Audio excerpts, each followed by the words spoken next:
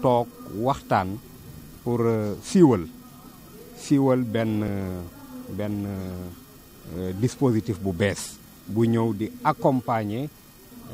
la couverture maladie universelle bi nga xam ne ñu ngi ko doon mettre en œuvre ci département bi ci Sénégal sax depuis quelques années 2 wala 3 at léegi.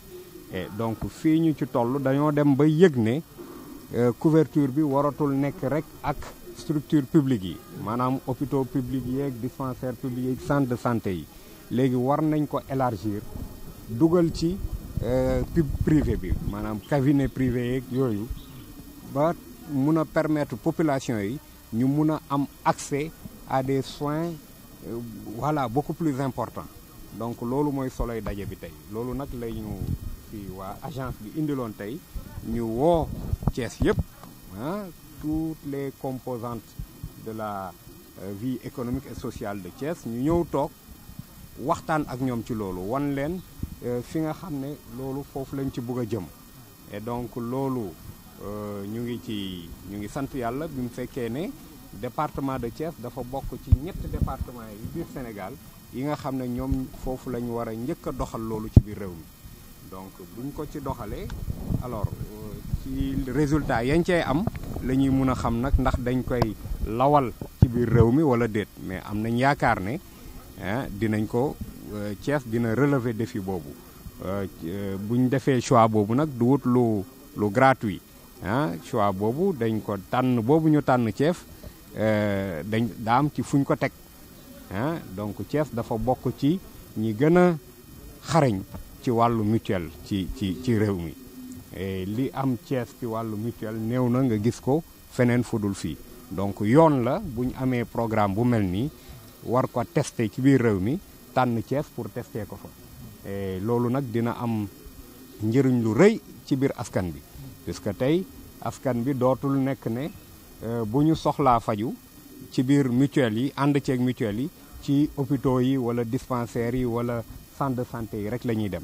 léegi dinañ yokku nañ fépp fu ñu mënoon dem dañ ci boole privé bi alors loolu nag surtout que xam nañ ne am na ay xeetu spécialité yu bëri surtout ci région yi ci privé bi rek nga ko mun a amee donc tey bu ñu jëlee privé bi dugal ko ci couverture maladie alors loolu askan bi moo koy jëriñoo ñu ngi ñaan yàlla nag comme lu bees la njëlbeen la lépp luñ ciy séntu ci wàllu mu dox incha allah ñu def ko en tout cas lépp lu ñu war ñun dinañ ko def pour ñu mun a am résultat yi gën. ci xayma romb na 340 structure privée moo xam structure de santé la directement mu ñuy faj la wala ay officine la ay pharmacie ak yooyu bu dee wàllu public bi nag ñu ngi ci ay 330 et quelque ñu gis ne li xaw ma dañ koy naqarlu wala dañ koy rafetlu xaw ma mais daal li am mooy structure de santé privée yi ñoo ëpp lim que structure de santé publique yi lu baax la man mun naa jàpp ne lu baax la léegi nag tey ak dispositif bi dina permettre ñu jël structure yooyu jox ko ñi nga xam ne ñoo nekk ci biir couverture maladie ñi adhéré ci mutuelle yi ba ñooñu tamit mun ci bénéficier wu. nañ ko bu baax a baax comme préfet ni mu ko waxee parce que boo xoolee département de Thiès structure de privé yi ñoo ëpp sax structure publique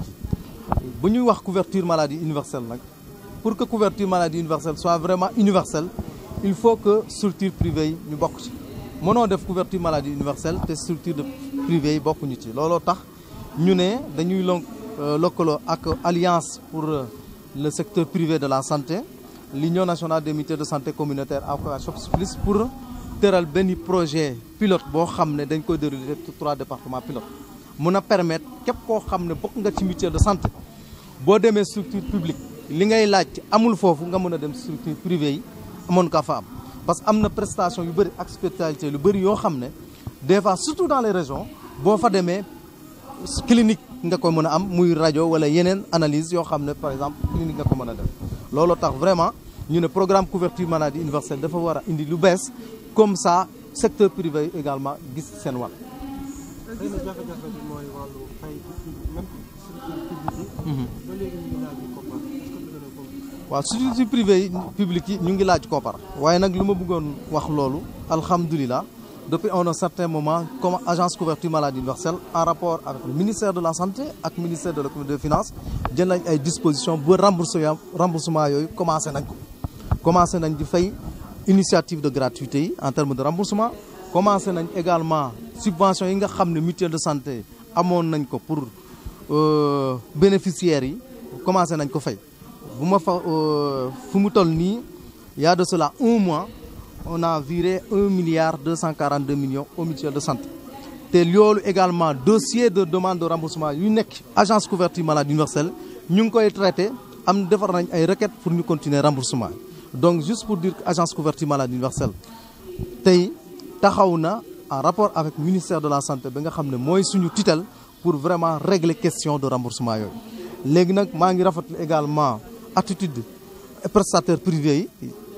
prestataires publics yi structure publique yi ñu amoon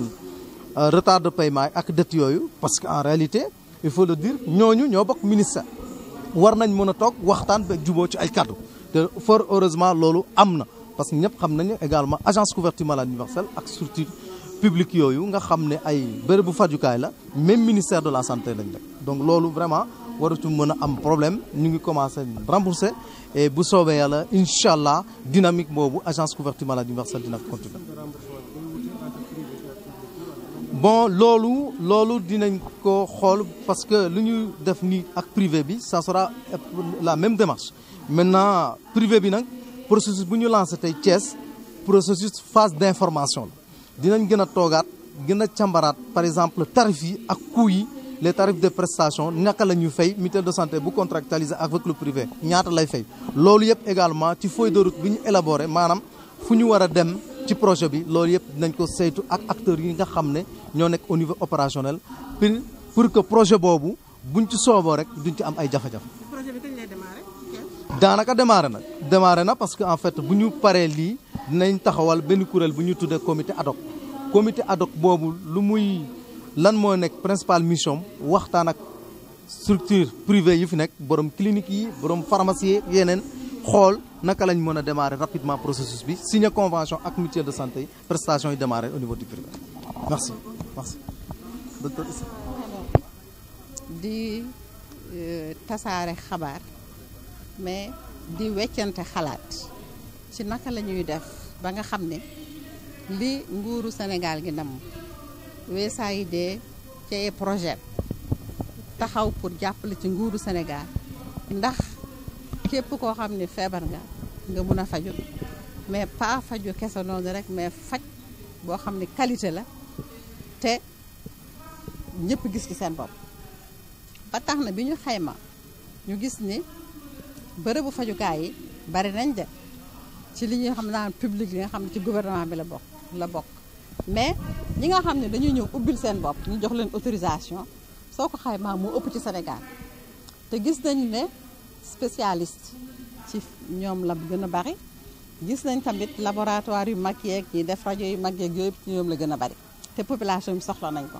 comme nag nguur gi dafa ni damay def couverture maladie universelle maanaam ku feebar mën a faju te doo ca loru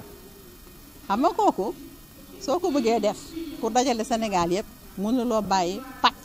ci fajukaay yi nga xam ne ñoo ëpp nga ni lii laay defal bàyyi lii ba tax na kon ñun dañ leen di jàppale ba nga xam ne dinañ jël yëpp fajukaay yi bu lëkkale leen boole leen bu ko defee ñu mën a taxaw tey ni kat Sénégal am na pexe am na jumtuwaay am na doole ba nga xamee ni képp ku feebar di nga mën a faj te doo ci loolu wasalaam waaw wàllu fay bi bu ñu seetee li am tey fay bi wute na parce que ku ubbi sa cabinet privé ngay fay sa lépp li ngay fayee ko moo ëpp que bu fekkee da nga dem ci structure publique mais gis nañ ni fii am na ñoo xamee ni taxawal nañu déjà ay initiative bu ma jëlee hôpital Saint-Jean-de-Dieu ak ay mutuelle ñoom Fandène te loolu buñ ko xayma am na ñeneen sax ñu enquête ñu ne ñoom pare nañ ngir waxtaan ak mutuelle de santé pour jox leen ay tarifs préférentiels yoo xam ne ku nekk di nga ci gis sa bopp te population bi dina mën a faju am paj mu baax ci ñoom te kenn du loolu jërëjëf